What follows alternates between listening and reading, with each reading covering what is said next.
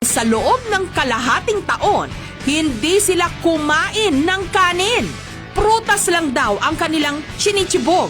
At umiinom, hindi lang ng isa, hindi lang ng dalawa, kundi 36 na gamot sa isang araw para makondisyon ang kanilang abs. Aminado si Ray, mabigat sa bulsa ang magkaroon at mag-maintain ng six-pack abs. Sa gamot pa lang, mahigit 32,000 pesos kada buwan ang kanilang gastos.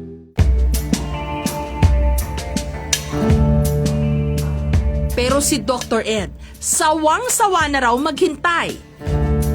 Halos 2 taon na raw kasi siyang nagtitraining sa gym.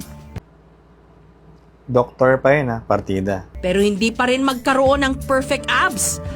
Kaya't kumonsulta na siya sa siyensya. Ang pinapangarap niyang pandesal sa tiyan, nadadaan na rin pala sa pagpaparitoke. Para sa mga tamad, meron na solusyon sa inyo. Sinabi lang sa akin through my colleague na may ganitong reshaping or sculpting.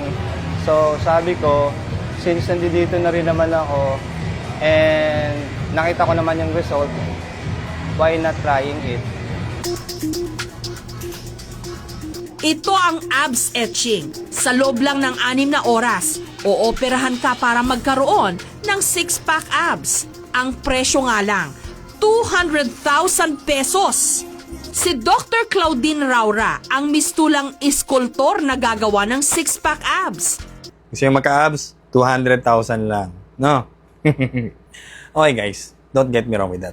So now, pwede mo na mabili yung abs for 200,000 pesos. Imagine this guys logically tayo. Kung etong katawan to, ibigay ko dun sa walang disiplina, sa tingin nyo ano mangyayari after 4 months, 6 months to 1 year? Sa tingin nyo, mamaintain niya kaya yung katawan? Na ganun? Yung shape? Na maganda yung kondisyon? Healthy pa rin yung kinakain?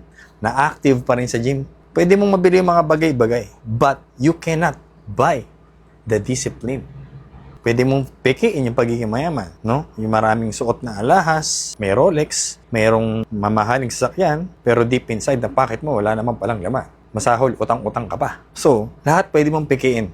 Ultimo ngayon, pati abs, pwede mo nang pekiin. Pero tignan natin yung long term. What will happen kapag hindi mo nabuo yung disiplina pagdating sa pagkain? Ano na kaya ang tsura niya ngayon nung nagpa-opera? Hindi ko alam.